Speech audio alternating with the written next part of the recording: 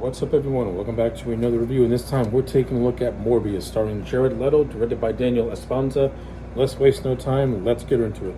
Okay, so I'm just gonna say this: I am not the world's biggest fan of Morbius.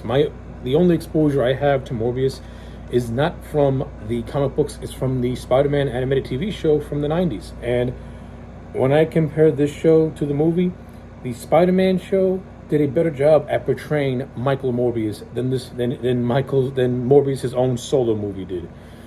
It's really sad when a children's TV show takes the source material and the character of a man who turns into a vampire much more serious than its own movie does.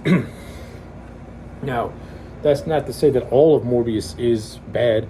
I don't think this is a bad movie. I think the hate for it's a little bit overblown, but I will say this: it's a forgettable movie.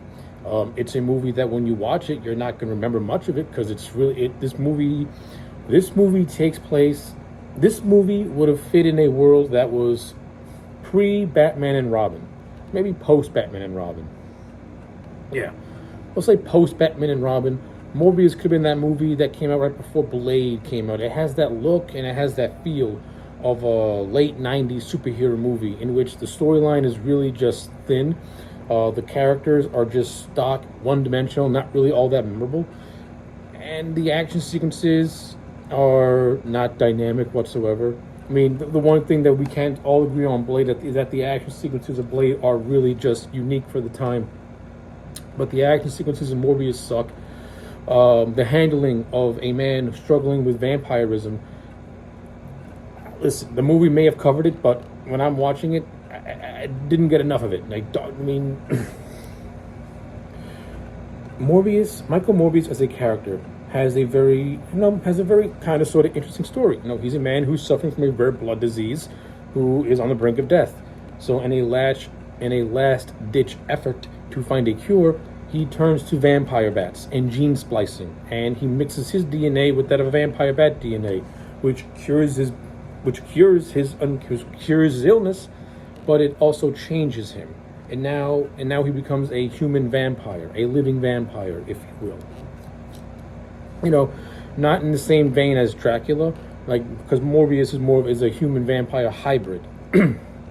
Well, yeah, but he's somebody who's a reasonably decent man who now has to struggle with a bloodlust, and he has to control the urges to want to go out and kill just to stay alive. That makes Morbius sort of an interesting character. It's like a Dr. Jekyll, Mr. Hyde complex that the character ends up developing once he has the vampire bat spliced into his DNA.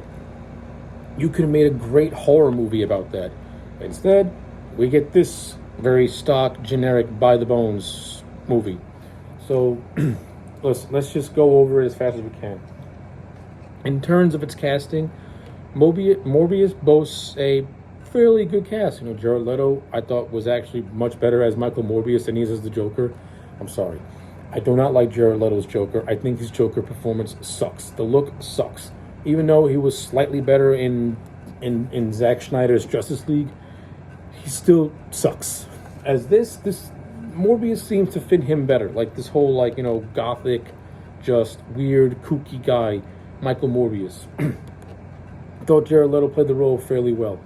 I don't think he was given a whole lot to do or anything interesting to do. I don't think he was given a chance to fully explore the character's psyche in terms of him struggling with the vampire side of himself. I mean, we do get scenes of him trying to control it, but I never got the sense of feeling the dread that this man should be feeling now, knowing that he can turn into a vampire once his bloodlust wants to go up, and he struggles to control it.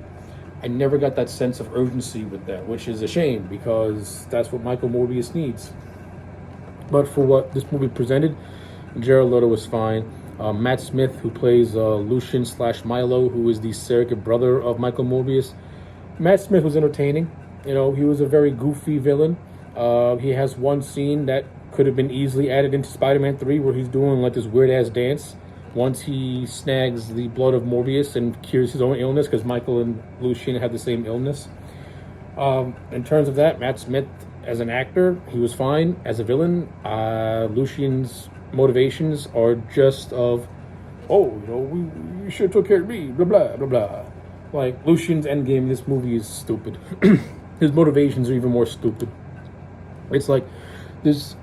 I mean, well, no, yeah, his motivations end up being really stupid, because once he gets the vampire serum, he just goes on a killing spree, and Michael has to stop him. Like, okay, so you just wanted this just to go on a killing spree? Whatever.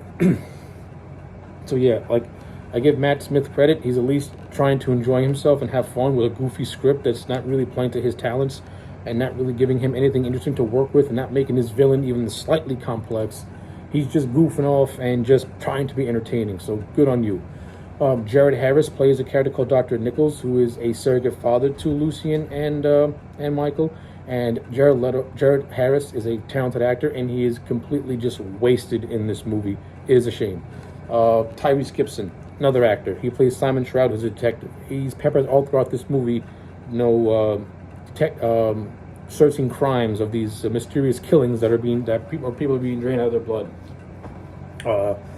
Tyrese Gibson, decent actor. He's not really given anything to do. His character of Simon Shroud is basically peripheral. It's nothing. It has absolutely nothing to the plot. You could have put any random police detective in that role, or any actor in that role, and it would have just been the exact same thing. Tyrese Gibson even looks bored to even be there. The guy looks like he's sleepwalking. He looks like this is like the last movie he wants to be in. So yeah.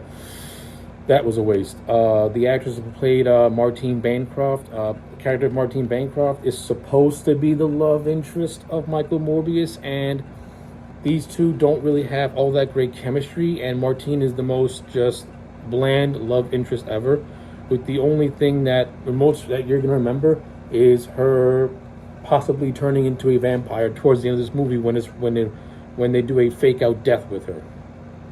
Other than that, she has scenes here and there where she's helping out Michael, but her character is kind of boring and very forgettable.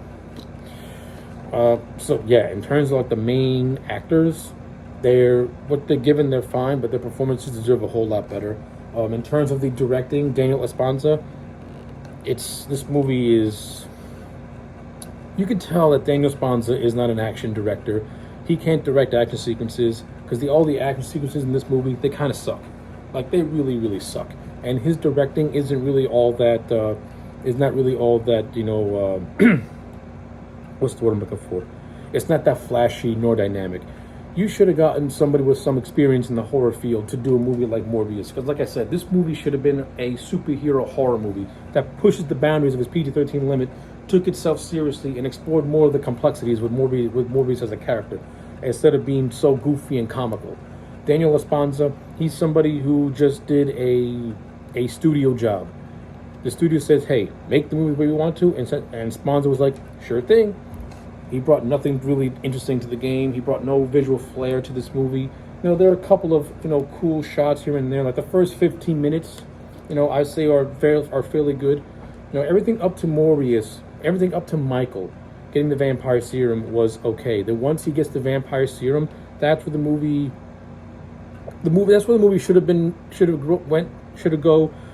went more for the jugular, so to speak. Instead, it was very tame, and you get these really crappy forced jokes. You get these forced references to Venom, because this movie is supposed to take place in the same universe as Venom, and it just falls on its face. And like I said, the rivalry between Michael and Milo is really underdeveloped and not all that interesting, and it's more, and half the time you don't even know what they're fighting for. The love interest could have been much more better developed. The side characters, they're just there running around in a holding pattern, not doing anything, and they barely play a role in the third act. Like I said, the action sequences are very just blah. The CGI is even blah, and the story is just blah. So yeah, I don't really have a whole lot to say about Morbius. It's not really all that great of a movie. It's mediocre at best. Like I said, Morbius' big problem is that the movie should have pushed the limits of a PG-13 rating, had more of a tone similar to the first Blade movie, because Blade and Morbius, those characters are intertwined. Like in the Spider-Man animated series in the comic books, those characters are intertwined. And if you want me to believe that Morbius can fight Blade, you got to make Morbius into a more credible threat. And also, the two post-credit scenes featuring Michael Keaton's return as Adrian Toomes the Vulture made absolutely no sense. Like, what's the direction you're going for? Like, why is this even here? So yeah, overall, I'm just going to give Morbius a solid 5 out of 10. It's right in the middle. It's nothing offensively bad, but it's nothing great either. So yeah, those are my thoughts. Let me know yours in the comment sections down below. Like the video and subscribe. I'll check you back next time for more.